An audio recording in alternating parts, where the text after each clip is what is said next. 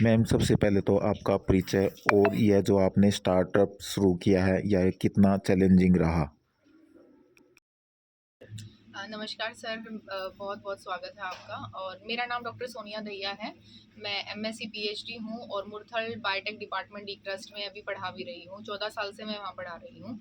तो ये जो काम है, कोरोना काल में मैंने 2019 में हमने इसकी शुरुआत करी थी, जब बहुत ही ज़्यादा, आपको ही पता है जिस तरीके से मारामारी चल रही थी समाज में, बहुत सारी नौकरियां भी जा रही थी और सभी की नौकरियां और सेहत जब खतरे में थी, तब सोचा कुछ जो फार्मिंग है वो एक बहुत बड़ा, जिसे कहते हैं, जीवन दान की तरह था। सभी के सभी एग्रीकल्चर, जो मेरा बचपन से ही वैसे शौक था कि मैं एग्रीकल्चर में जाऊं, तो एग्रीकल्चर का मुझे था कि इसमें कुछ करना है, लेकिन आधुनिक तरीके से। जो पढ़ाई करी है उसको भी हम कुछ नकारें भी ना, वेस्ट ना करें, और अच्छे तरीके से उसका सदुपयोग करते हुए।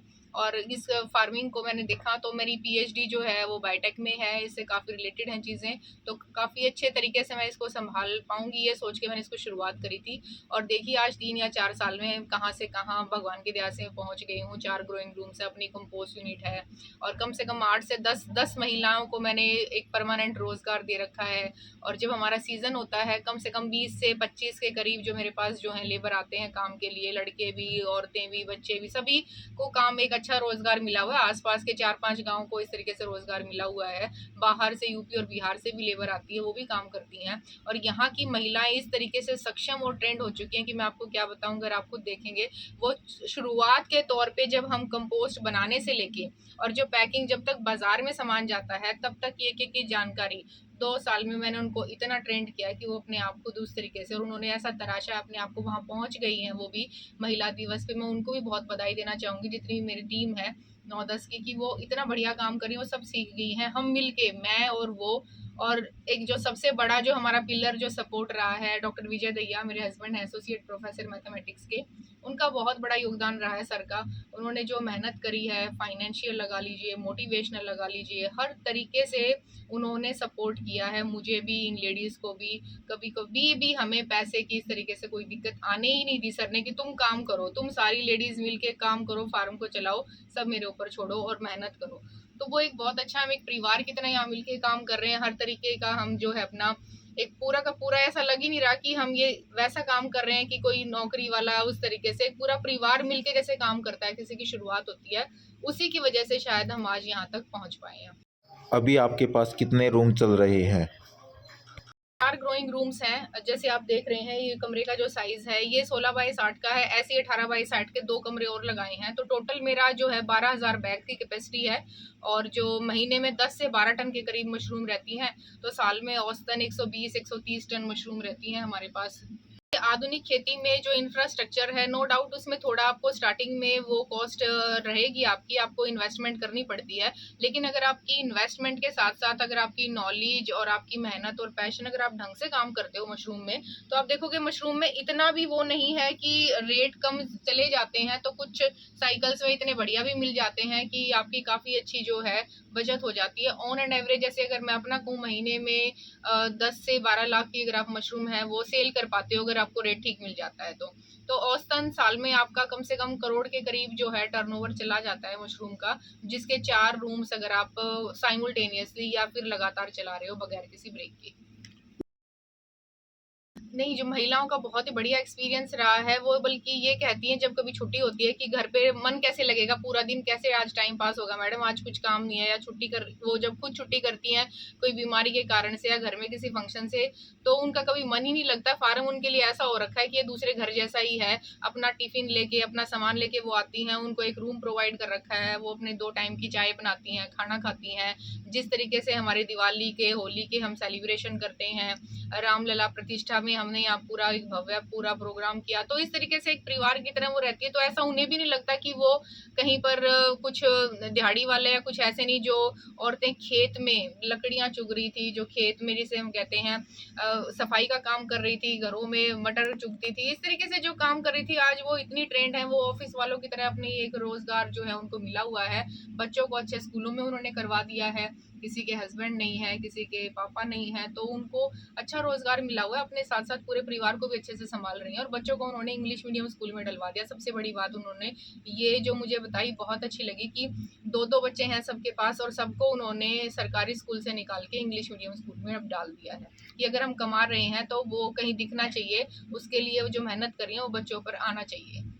मैम जिस प्रकार से बात करें जैसे यहाँ आप खुद एक प्रोफेसर हैं, तो बच्चे भी ट्रेनिंग लेने के लिए यहाँ पर आते होंगे, देखने के लिए आते होंगे, तो उनके मुकाबले ये महिलाएं कितनी नॉलेज इनके पास हो गया है?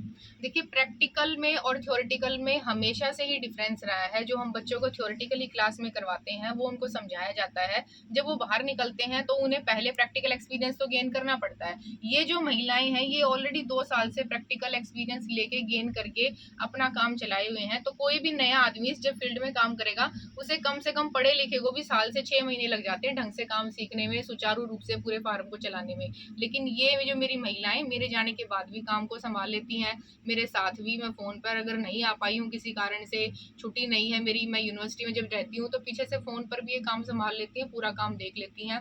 और यहाँ पर बच्चे जैसे आपने पूछा तो स्टूडेंट आते रहते हैं, वो देखते हैं, क्योंकि कुछ बच्चे जो एग्रीकल्चर से हैं, बायोटेक से हैं, उनके लिए बहुत अच्छा स्कोप है। वो अपनी डिग्री लेके ज़रूरी नहीं नौकरी करनी है, वो अपना स्टार्टअप शुरू करें, अपना काम शुरू करें नई तकनीकी से। खाली मशरूम नहीं, हाइड्रोपोनिक्स, एरोपोनिक्स, बहुत सारी मॉडर्न ऑर्गेनिक फार्मिंग में लोग इतना ज़्यादा आजकल जो है उसके लिए जागरूकता फैली हुई है, तो कुछ भी कर सकते हैं। पढ़े लिखे बच्चों के लिए तो बहुत अच्छा ऑप्शन है कि वो फार्मिंग में जाए, मॉडर्न फार्मिंग, एक इनोवेटिव फार्मिंग में अपना जो पढ़ाई लिखाई है उसको यूज़ करें, औरों को रोजगार भी दें और बेहतरी के लिए, समाज के लिए कुछ अच्छा जो है आउटपुट भी निकालें। मैम इसके अलावा जैसे आप एक खाद भी तैयार करते हैं, खाद की आपके यहाँ क्या डिमांड रहती है और कितने दिन में एवरेज कितना खाद आप लोग तैयार करते हैं? खाद का महीने में मेरे पास जो है 3 से 3.5 लॉट निकलते हैं ऑन एंड एवरेज, जो अगर हम माने, यानी कि 3 बारी जो हम खाद उससे बना सकते हैं। मेरे पास 2 बंकर और 1 टनल है। तो खाद की तो अभी सीजनल में इतनी मारा मारी थी कि खाद की तो हम ऑर्डर ले ही नहीं पाए थे। मेरे 4 रूम हैं और एक कोई और जानकार हैं, उन्होंने बैक टू बैक जो है 7-8 जो ऑर्डर पहले एडवांस में ही दे दिए थे दिसंबर के स्टार्टिंग में, तो हम उनके एक अपना बनाया, एक उनका। तो इस तरीके से खाद की ऐसी कोई दिक्कत नहीं रहती बिक्री की, क्योंकि आसपास काफ़ी प्लांट्स लगे हुए हैं मशरूम के, तो लोग खरीदते रहते हैं और खाद में भी अच्छा इससे मुनाफा आ जाता है। मैम बात करें सरकार द्वारा किस प्रकार से महिलाओं को आगे बढ़ाने का काम चल रहा है और ख़ास तौर पर सब्सिडी के तौर पर कैसे देखते हैं? सब्सिडी का भी प्रावधान सरकार की तरफ से है। सब अगर सब्सिडी की बात की जाए, सरकार इसे मशरूम, जो हॉर्टिकल्चर हमारा डिपार्टमेंट है, वो इसमें हमें 40% की सब्सिडी देता है, ग्रोइंग रूम पर भी और खाद बनाने की यूनिट पर भी, और स्पॉन लैब पर भी देता है। तो मेरे पास अभी बीज बनाने वाली लैब नहीं है, स्पॉन लैब नहीं है, तो कंपोस्ट और ग्रोइंग रूम्स हैं। तो गवर्नमेंट उसमें आपको फुल्ली सपोर्ट, हॉर्टिकल्चर डिपार्टमेंट का पूरा सहयोग रहता है, बहुत अच्छे से वो आपको जानकारी भी देते हैं। कहीं आपका कुछ काम है जो आपकी समझ से बाहर है, उसमें भी वो मदद करते हैं, फाइल चलाने में ऐसी मुझे कभी कोई दिक्कत नहीं आई है। बल्कि मैं खुद स्टेट लेवल एग्जीक्यूटिव कमेटी की हॉर्टिकल्चर डिपार्टमेंट की मेंबर भी हूँ। तो जब भी हमारी मीटिंग्स होती हैं चंडीगढ़ पंचकुला में, तो वहाँ पूरा इस तरीके से पूरा मैंने देखा, वहाँ पूरा डिस्कशन होता है एक एक प्रोजेक्ट का, कि किस बेस पर उसको दिया जा रहा है, किस बेस पर नहीं दिया जा रहा है, रिजेक्ट हो रहा है तो उसकी कोई कमी पेशी है। तो ये हॉर्टिकल्चर की बहुत बड़ी उपलब्धि है कि वो इस तरीके से लोगों को आगे लेके आने में बहुत मदद कर रहे हैं। मैम हरियाणा सरकार को कितना धन्यवाद देना चाहेंगे क्योंकि लगातार जो सब्सिडी है वो मिल रही है या आधुनिक खेती कराने के लिए प्रेरित जो है सरकार कर रही है? सरकार का बहुत बहुत बड़ा, मैं इसमें एक वो मानती हूँ, योगदान है कि लोग प्रेरित होना एक अलग चीज़ है, लेकिन ग्राउंड लेवल पर उनको प्रोवाइड करना कुछ मदद, वो एक अलग चीज़ है। सरकार ने बहुत अच्छा, हॉर्टिकल्चर डिपार्टमेंट ने ये एक प्रावधान शुरू कर रखा है। इसमें नहीं, और भी कई सारी खेतियों में जो गवर्नमेंट सब्सिडी प्रोवाइड कर रही है उससे लोग बहुत प्रेरित होते हैं। आपको कहीं ना कहीं आत्मनिर्भर बनने के लिए एक बहुत अच्छा प्लेटफॉर्म प्रोवाइड कर रही है कि आपको अगर कुछ नॉलेज है, कुछ काम है, आप कुछ स्टार्टअप शुरू करना चाह रहे हो, खेती शुरू करना चाह रहे हो मॉडर्न, तो आप आइए, अपना प्रोजेक्ट लाइए, गवर्नमेंट मदद करती है। तो आपका 20 लाख का प्रोजेक्ट है, 8 लाख गवर्नमेंट दे रही है, बाकी आप 12 लाख का लोन लो, कुछ भी लो, आप अपना प्रोवाइड करो। तो बहुत बड़ी मदद हो जाती है सरकार की तरफ से ये। लेकिन उनको थोड़ा सा ये भी कहना चाहूँगी कि जो महिला किसान हैं उनके लिए थोड़ा सा और कुछ इस तरीके से हो, या कुछ जो पावर्टी लाइन से नीचे महिलाएं कर रही हैं उनको थोड़ा सा और एक्स्ट्रा अगर गवर्नमेंट सपोर्ट करे, चाहे सब्सिडी के तौर पे, चाहे और किसी छूट में, चाहे उनको रेट ऑफ इंटरेस्ट में जो बैंक में किसी भी तरीके से और अगर थोड़ी मदद कर देंगे, तो महिलाओं को और आगे आने में मदद मिलेगी बजाय पुरुषों के। मैम क्या मैसेज देना चाहेंगी महिलाओं को लेकर, क्योंकि महिलाएं किसी भी क्षेत्र में पीछे नहीं हैं। महिलाएं किसी भी क्षेत्र में पीछे नहीं है। राम जी आपने बहुत अच्छी बात कही है ये। और आने वाले टाइम में आप देखोगे हर फील्ड, चाहे वो हमारा स्पोर्ट्स है, राजनीति है, खेल कूद, बाहर, यहाँ तक कि हमारे जो प्लेन्स उड़ाने से लेके सब कुछ में महिलाएं जो आज के दिन पूरे अव्वल नंबर पे हैं। क्लास में भी जो मेरे स्टूडेंट्स हैं, महिलाएं, लड़कियां ही सबसे आगे रहती हैं। अपने तौर पर तो मैं खुद एक ये प्रण लेना चाहती हूँ कि अगले महिला दिवस पर जब आप आएंगे मेरे पास, तो मैं कोशिश करूंगी कि 9-10 के बजाय 20-25 महिलाएं मेरे पास जो उस टाइम आपको दिखे परमानेंट काम करती हुई, जितनी भी अभी डेली वेजेस पर आ रही हैं, जिनको मैं अभी काम नहीं दे पा रही हूँ, तो इस काम को 4 के बजाय 8 हम कमरे करें और सारी महिलाओं को मैं काम दूं। और बाकी महिलाओं से भी ये कहना चाहती हूँ जो घर पर हैं या जो जॉब कर रही हैं, कि अगर आप पढ़े लिखे हो तो समाज के लिए आपका एक बहुत बड़ा जो है वो बनता है, एक जिम्मेवारी बनती है कि आपने जो अब तक लिया है, पे लिया, जो कुछ भी समाज से लिया, अब आपका पे ऑफ का टाइम है। जो पढ़े लिखे हैं तो कुछ इस तरीके से काम करो कि आप जॉब सीकर के साथ साथ जॉब प्रोवाइडर भी बनो।